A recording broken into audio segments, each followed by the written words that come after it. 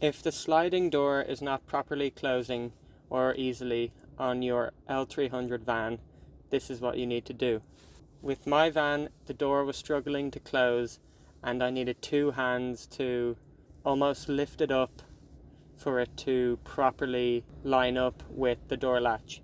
So the first thing you have to do is remove whatever panel is on your sliding door on the inside. I had a bit of wood on mine, so I just had a couple of screws to remove, and then also the door handle, which was one screw to take off.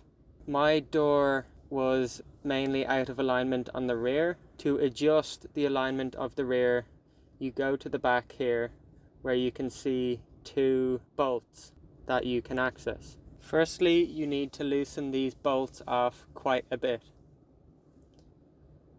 If you take a look here on the back, you can see the nut, and you don't want to loosen them off too much where the nut can fall off. So loosen these bolts up a couple of turns until you can start feeling some movement. When the bolts are loose and you pull up on the door, you can see the bits of metal moving away from each other near the bolts. So what I did was loosen those bolts off and pull upwards on the door here pretty much as hard as I could to take the weight of the door.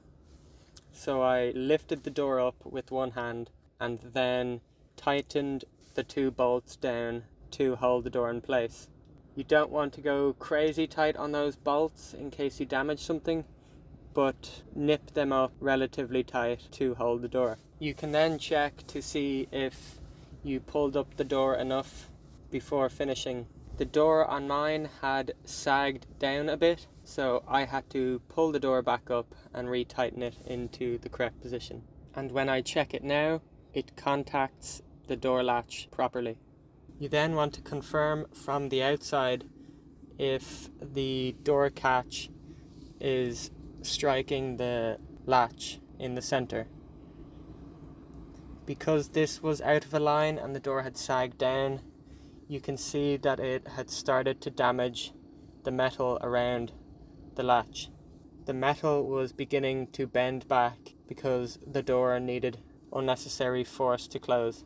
If your door is not closing properly, don't just start slamming it harder. Go and fix the issue because it's pretty quick and easy to do. Thanks for watching. Please drop a like if I helped you fix your own van door. Feel free to comment if you have any questions or struggling with your own one. And lastly, press that subscribe button on your way out. See ya.